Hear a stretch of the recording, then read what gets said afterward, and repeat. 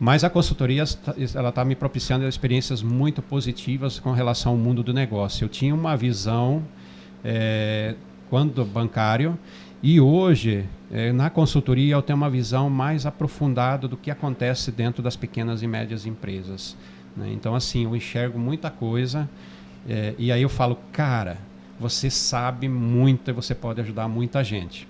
Então vamos colocar, se todo o projeto da Conexão com o Z, que a gente vai lançar hoje ao final aí do podcast, vamos colocar, não der muito certo, eu sei que eu tenho um espaço enorme dentro da área de consultorias especificamente, e não só finanças, que é o que eu foco hoje, tá? Para me manter credenciado ali no Sebrae. Eu digo assim, 95% das consultorias do Sebrae, elas são todas online. São consultorias aí de empresas que eu faço no estado de São Paulo inteiro. Nossa. Então eu já atendi pessoas de Araçatuba, de Tupã, de São Paulo, de Campinas, Sorocaba, Rio Preto. Então assim, você atende empresas de tudo que é lugar. E aí você chega à conclusão que os problemas são os mesmos, né? E na maior parte delas os problemas são os mesmos, né?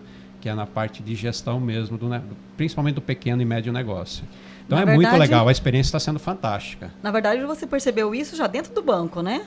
Eu já tinha uma visão... Você trabalhava com a gestão, com a parte de pessoa jurídica no banco, não era? Trabalhei bastante tempo.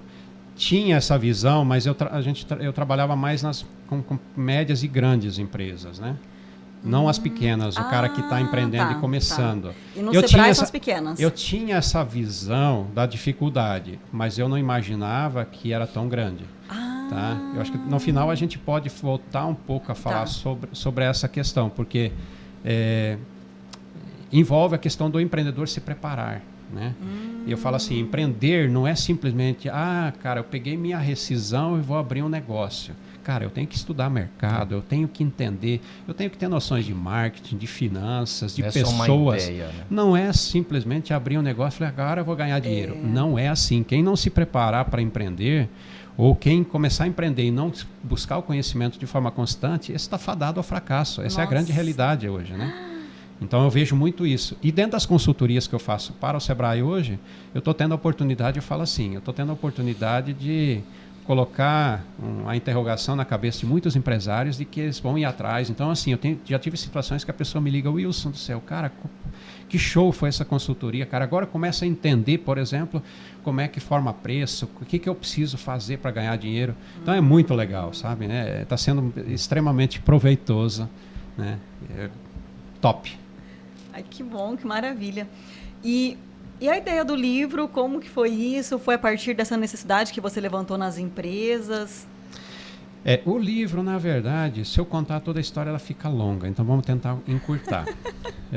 Eu, na época da FIP, eu já usava, na disciplina de gestão de pessoas, eu tinha o hábito de criar casos com situações envolvendo problemáticas com pessoas dentro das empresas. Mas eram tirinhas aí de 6, 8 linhas, né?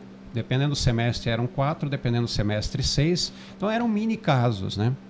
E assim, teve um dia que o professor Sidney é um grande parceiro, eu preciso falar o nome desse cara, o Sidney de Oliveira. Ele é professor, doutor da UniOeste, ele é professor da graduação, professor dos mestrados, acompanha os doutorados também, é professor da ETEC Escola Agrícola, então é um cara assim, um ser humano fantástico. O Sidney, um dia ele chegou no final da aula à noite, ele chegou para mim, ele falou, em frente ao bloco aí ali no Campus 1, onde fica a FIP, ele chegou para mim e falou, Wilson, cara, esses seus casos, eu acompanhei uma situação agora em sala de aula que a galera estava brigando por causa de qual decisão tomar. Nossa. Né? Então, assim, aí ele falou, cara, isso você tem que escrever um livro. Então eu falo assim, o livro surgiu por culpa da insistência do Sidney, tá? Ele que me incentivou, ele que deu assim a luz, falou, cara, vamos colocar, ele quase me deu um chute na bunda, falou, bicho, corre, né? E aí a gente começou depois a escrever o livro, eu contei com a ajuda em alguns casos da escrita do meu irmão Elson, que mora lá no Paraná. E assim, e todos os casos são casos reais, então todas as situações são embasadas em fatos reais. É óbvio que a gente mudou o contexto, o tipo da empresa, o perfil do personagem, mas os problemas que estão ali, que são relacionados com situações de assédio, de discriminação, de falta de capacidade falta de treinamento, por exemplo, dos funcionários em atendimento, em questão de negociação, em furtos, em roubos, em desvios de produtos. Então, existe um leque muito grande de situações que aconteceram nas nossas jornadas. E isso está retratado ali, mas em outros ambientes, em outras situações. Nossa. Então, são situações reais. E o nosso livro, ele tem uma questão interessante. O nosso livro, ele é diferente de tudo que existe no mercado. Tá? Porque o nosso livro, ele não conta o caso inteiro, né? Nós contamos só o começo e o meio. Por isso que o nome do livro é Casos Empresariais, a tomada de decisão na prática, porque a decisão fica por conta do leitor. Tá bom? Então, esse é o grande desafio para quem lê o livro. Não está pronto ali. A solução não está entregue. Né? Então, assim, até surgiu uma ideia essa semana da gente fazer um tipo de trabalho para divulgar melhor esse potencial que o livro tem. Né? Ele tem um potencial absurdamente grande, imagina, tanto de inserção no mercado, tanto acadêmico, como também empresarial, principalmente quando a gente fala de lideranças. Né? Nossa! E como você falou que a maioria das pessoas tem sempre o mesmo problema nas empresas, como que você acha que tem que ser o direcionamento para poder resolver esse gargalo, para poder tocar o negócio e ser um negócio viável? Eu acho que assim, o empresário, o empreendedor, ele precisa entender que ele tem 3 questões básicas hoje que ele precisa buscar. Investir em conhecimento, investir em tecnologia e investir em pessoas. Basicamente é isso. Tá? Esse é o grande desafio do empreendedor olhar. Tá? Então, assim, se você investir em conhecimento, e assim, eu falo investir em conhecimento, o próprio empreendedor, no seu próprio autoconhecimento, né? E também investir em conhecimento para a equipe, dando treinamentos, formações, para você conseguir melhores resultados.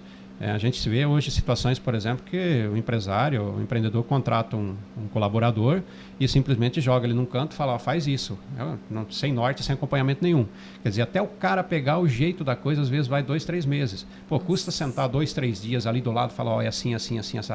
Quer dizer, falta processo, né? Então, esse é um problema muito sério, né? Sem falar, né, Wilson, que cada empresa é de um jeito. A pessoa pode ter conhecimento técnico, mas cada empresa trabalha dentro de uma política, dentro de uma visão, tem uma missão diferente. Então, tem que se enquadrar dentro daquele padrão daquela empresa, né? Eu falo assim, quando o cara é empreendedor, né, uma coisa é quando você está trabalhando sozinho.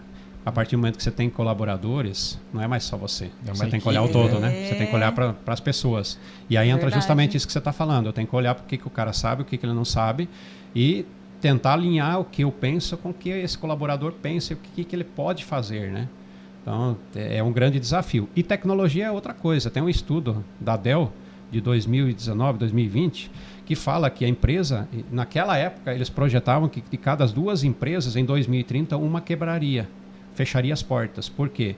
Por falta de investimento em tecnologia. E hoje a gente vê muito negócio ainda que está na papeleta, gente, por incrível que pareça. Tá? E pessoas não têm segredo, pessoas é que fazem acontecer. Então, invista em pessoas. Essa é uma dica também importante. Então, assim, você acha que de tudo que uma empresa pode fazer, aliás, a partir dos gargalos que as empresas vivem, né, que são esses 3 pilares que você acabou de comentar, o que você considera como mais importante para as empresas deslancharem nos dias de hoje? O que você acha que falta realmente para as empresas deslancharem? Eu falo que você precisa ter uma visão estratégica. O empreendedor, a partir do momento que ele não está mais sozinho, tá, ele não é mais ele é o executor de tudo, né? A partir do momento que você consegue contratar colaboradores, forma essas pessoas para serem executoras. E você tem que ter a visão estratégica, porque é a estratégia do negócio que gera resultados, tá?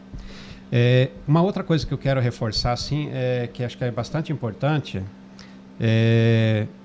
nessas consultorias que eu faço, o maior problema que eu vejo das empresas é a parte da gestão financeira, tá? A gestão financeira é um negócio maluco. A gente tem situações onde as empresas não conseguem, elas não sabem quanto ganham, né, sobre cada produto. Então, existe todo um processo para você descobrir se um produto está dando lucro ou não.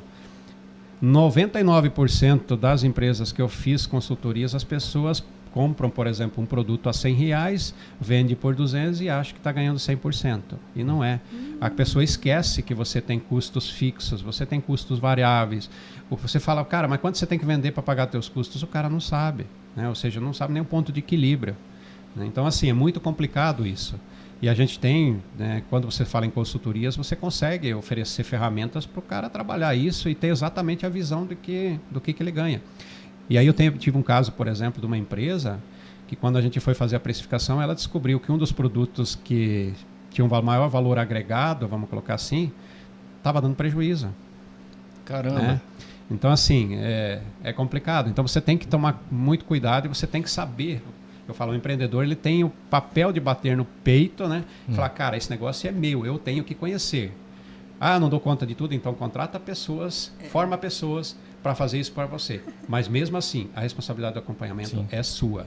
Ué, o Luiz Henrique, que esteve conosco no primeiro episódio do Network Pod, ele falou isso, né?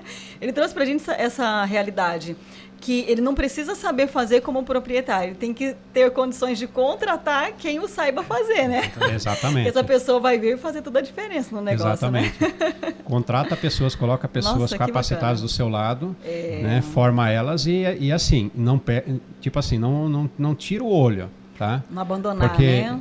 Eu tive uma situação numa consultoria também que foi bem engraçada, porque o cara ele contratou um gerente e aí ele falou, cara, agora eu vou uma vez só por semana na empresa. Nossa. E aí ele tocou por um ano. Quando ele viu, o faturamento tinha caído quase 50%. Tem que ficar e aí ele trocou o gerente, né? E quando eu fiz essa consultoria, ele já tinha trocado o gerente fazia uns 4, 5 meses e aí já estava recuperando o faturamento. Mas qual a prática que ele fez a partir do momento que ele trocou esse gerente? Todo dia ele dava uma passada na loja para ver os números.